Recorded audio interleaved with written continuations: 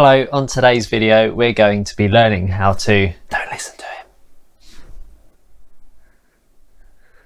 Sorry about that. Anyway, on today's video we're going to be learning how to clone ourselves. Why would you want more than one of you? Anyway, on with the video.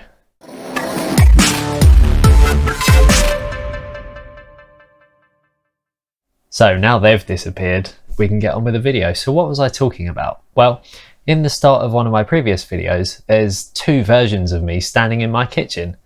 And in a video I did previously a few years ago, there's actually four of me sitting on a sofa. How did I do it? Well, it's a very simple process called masking, and today we're going to be going through how I did it and how to make it look really good. So there are a few things we'll need for this. We need a camera, we need a tripod, and we need some editing software. Now, there's a reason for why we need a camera on a tripod. Now, if you're going to be doing masking, it's very difficult to get the shots to line up if you're doing it by hand, because they basically have to be exact duplicates of each other in terms of framing. Otherwise, you won't be able to duplicate the shots on the edges of the masks.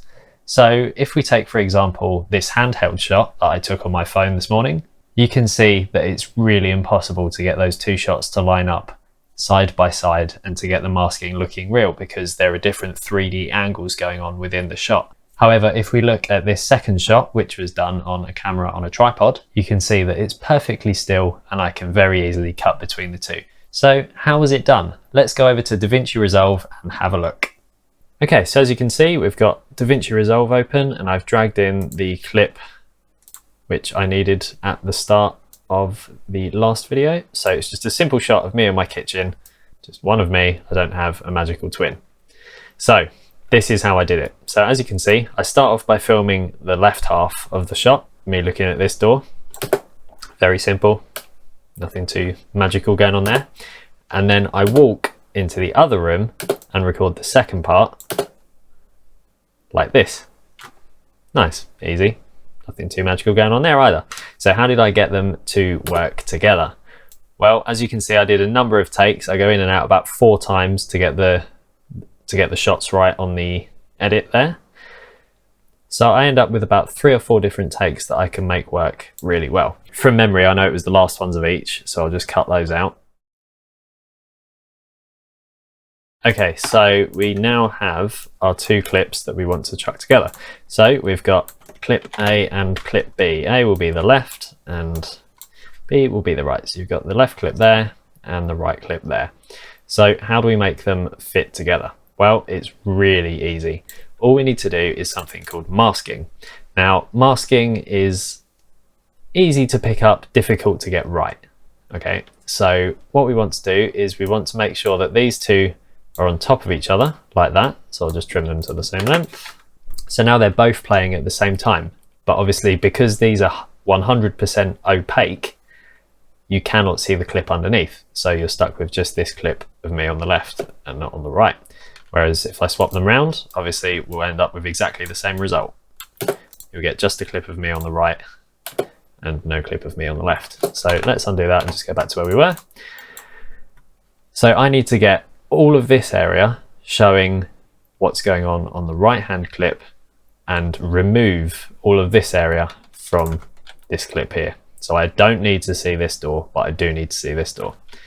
So we go into masking. Now on DaVinci Resolve, all of the keying and masking is done in the color tab. However, on Premiere, it all works exactly the same. It's very simple. You cut out a shape and then you adjust the settings. So here's how it's done. We select the clip, go into color, Windows. Okay, so we need to pick what we want to get rid of. So we're looking at the top video because we want to see what we're keeping. We're going to draw a mask or a shape around what we're keeping, and then it will automatically cut out whatever we haven't selected. So let's get a mask up there. So get it in the top corner, and then we'll stretch that over where I am. Now you can see on the right that it's selected what will be visible and what will be removed. So the grey area is what is removed from the video, and this full colour area here is what's being kept. Now, how do we tell it that we want the video removed? because at the moment we can still see it. It says it's removed in this final grade, but if you go back to the clip, it's still there. It hasn't been removed. It's only been removed in this node editor, which isn't what we want. So we need something called alpha output. Now, alpha output is what allows you to basically see through things. So we right click and add an alpha output, drag the blue dot to the blue dot, and there we go. We've now got 2 clips and you can see 2 of me.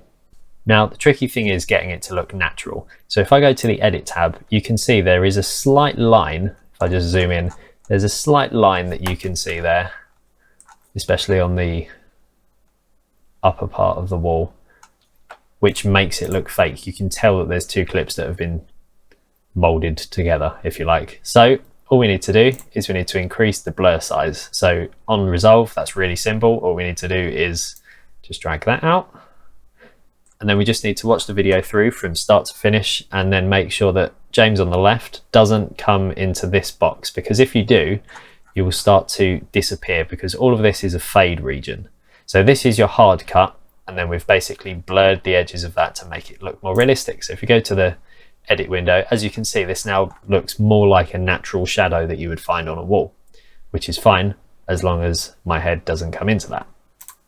If it does, it's really simple. We can just create some more nodes and drag it out basically, but we don't need to do that because I made sure that the framing was done right. So it's really important that you make sure that you record everything as high quality as possible so that you don't have to rely on editing skills to make it work. So if we just play through this, we can double check that I don't disappear from this clip and James number 2 on the right doesn't head into that clip.